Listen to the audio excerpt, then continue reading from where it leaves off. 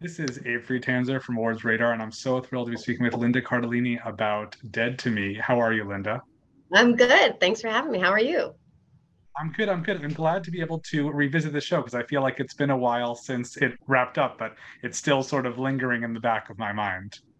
Oh, good. Good. That's what we're going for.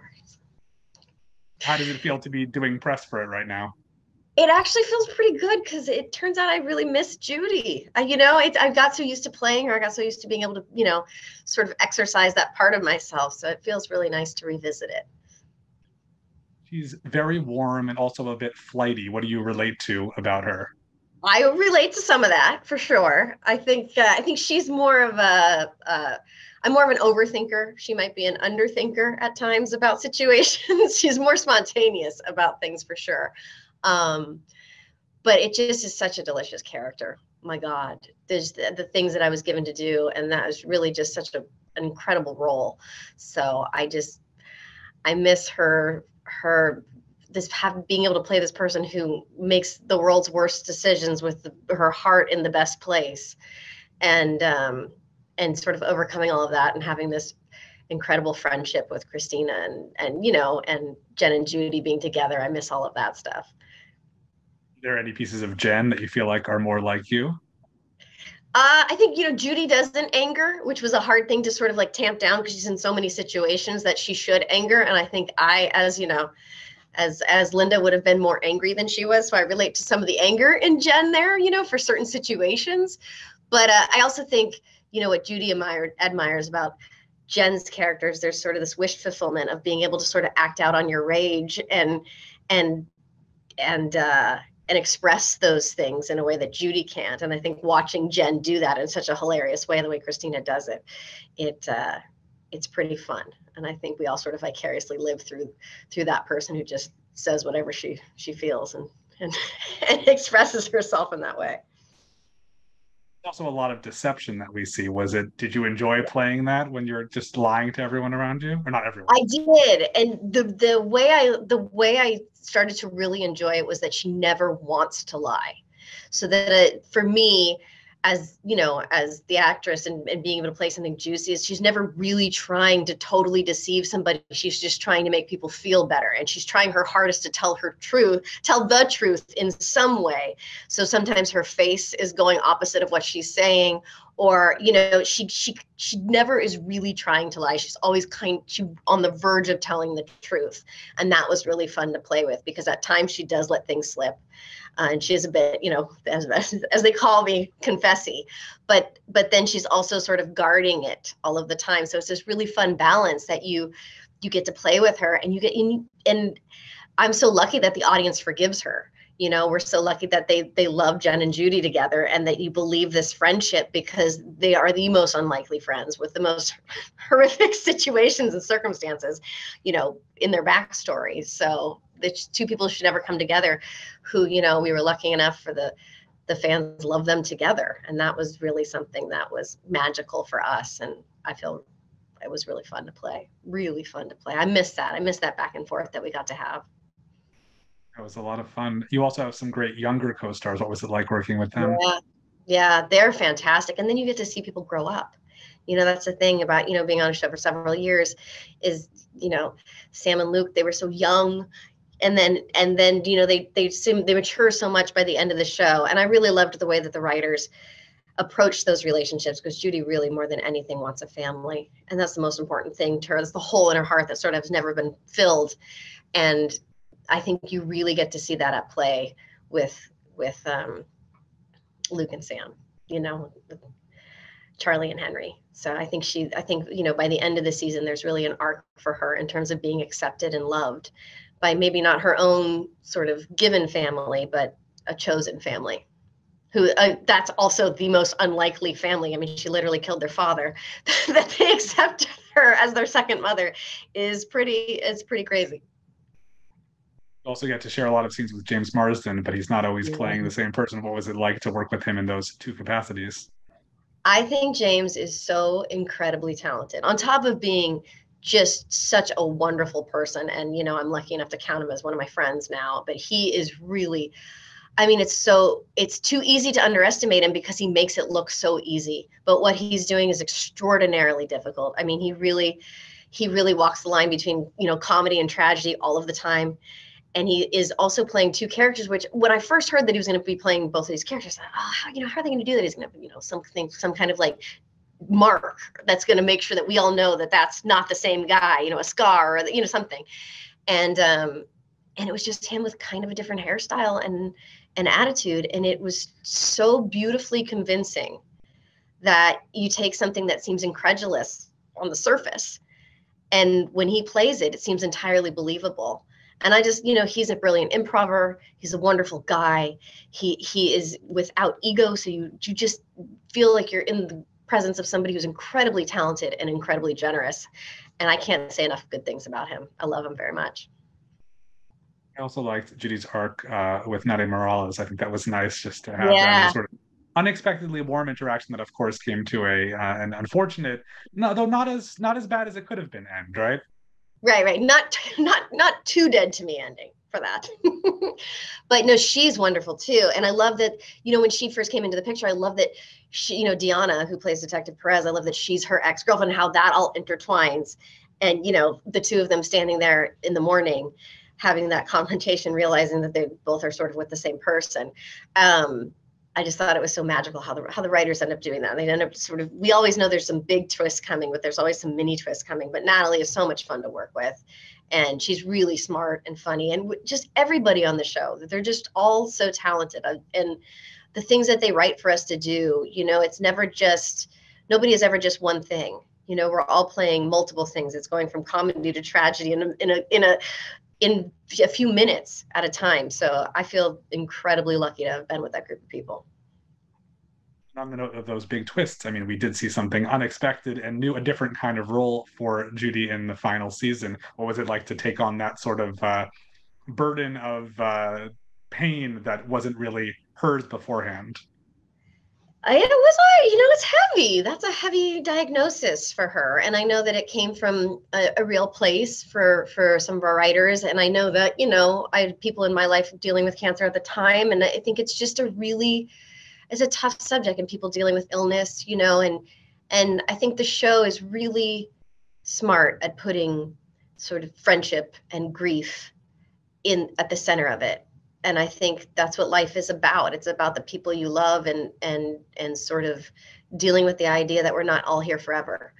And I think that her diagnosis sort of puts that into perspective for the show. I think when Judy goes, it's not until sort of that moment that everybody around her sort of realizes what this force was. And I think that's how grief is. I think, there's a deafening silence when somebody who is such a big presence in your life is gone. You remember them, there are remembrances of them, but your life is never quite the same when they leave. I do think 3 seasons is certainly something to appreciate. Is this a character you would have liked to play for a lot longer? Or do you feel like it was sort of I could have played Judy forever. I mean, she's really the gift that keeps on giving, because you never know what to expect from her. And she sometimes just goes with her heart, which is against everybody else's minds. And it just is really, really an open, fun, free way to be. And also just the way that we were able to be on set, our writers and, Liz Feldman being in charge, just making us all so open to feel like we have this agency over our characters. And, we always did what was written because it was brilliant, but we always had a chance to improv, and it just was an incredibly creative experience. And it really one of my favorite experiences and roles that I've played. So I'm really going to miss playing Judy a lot. Like also in an age where almost everything gets rebooted, I think this would probably be last on the list, because there's not really a place to reboot it. Like it really did sort of come, there's enthusiasm and there's excitement, but there's not really something, unless you follow these characters years later when they keep hitting their neighbors, with cars and that kind of thing. But there's only so many people you can accidentally kill before you get thrown in jail. But I do think, I always joked around that they'd find a time capsule and it was some kind of thing that Jen and Judy did that nobody else knew about, but they put like a little time capsule video in there. I kept pitching that to Liz, but nobody ever went for it. But I just thought it'd be fun to see one lost adventure. But no, I just, I think there's something to be said about a show that goes out on its own terms. Freaks and Geeks was like that. We knew we were probably going to get canceled, and Judd and Paul and all the powers that be, and the creative powers that be that were with us, sort of prepared for it. And that show lives from episode 1 to 18 in its own way. It's finished in its own way, and I think that's what's really nice about this show too. Is it went out exactly as our Liz, the creator, wanted it to, and I think there's something to be said about that art being able to be finished. Do you think that Freaks and Geeks, if it was on today, would have had a longer run and found a streaming audience? Or do you think that's sort of still the perfect run for it? I do think so. I do. I think it would have. I mean, it almost continued back in the day. It almost did. Yeah, I do. I think television was so much different back then. And it's been really interesting to see how it's evolved and changed over the years. It's very different from when, I've been in this business for a very long time now, and I've done a lot of television, and it's changed a lot. And I think it's changed for the better. It's been really fun. You were part of something like Mad Men, which at the time was like sort of defining what television was. Then now this and Hawkeye, and it does sort of evolve. I think. I don't know what the experience for you being on set and with everybody, how different that is, or if it's just the reception. I think when you are sort of in the beginning, when you are on a new show and you're in the network thing, there was a certain way that worked. I think once streaming came along, and I think Mad Men sort of like created that sort of this new world of like, oh, you can find shows other places that are going to go on for multiple seasons. I think, it was part of the sort of new wave of that. And it was so brilliant. And it kept going. And so you saw all these characters, even if they weren't the characters that were completely at the forefront in the beginning, you saw all of them sort of evolve and change. And I think that makes room for so many more stories, as opposed to something that's more procedural, where that what it's going to be, and it sort of concentrates on the guest stars every episode. I think it's really created a lot more story around sort of characters who in the first, pilot or so wouldn't have been concentrated on. And I think because of that, then there are more roles for different kinds of people and different stories to be told. And I think that's still something that can be mined even further. So I think there's a lot of potential with how much television is doing. Also back in the day, if you did television, you didn't do film. And if you did film, you didn't do television. Few people did, few people crossed over, but it was much more difficult. And as a young person starting out, you were at the mercy of whatever was chose you first, because you don't have any agency to choose what you're going to do at that point, And I think now it's really exciting because you can go back and forth between and stay. You can do all of it, and there's a place for all of it, and there's a lot of different storytelling happening. Showrunners have a lot more, power to do the things that they were initially envisioning. So there's more voices heard. I think that part of it has been really exciting to see. I think being on set, it's really fun, to be with people who are of all ages in different various stages of their career, and to be able to work with those people. My favorite thing about acting is the people I get to work with, and the community I get to be in. It's such a, you get to see a few people on screen, but it's so many people there working towards the same goal. And that, to me, that feeling is my great joy of being with all those people working towards that same goal, and hopefully creating some piece of art that people enjoy. So I think that intention has always been there. I just think there's different kinds of stories being told that wouldn't have been tolerated on network television back when. With all those stories and opportunities, what are you working on next? I don't know. No. I have a few things that I'm doing. I've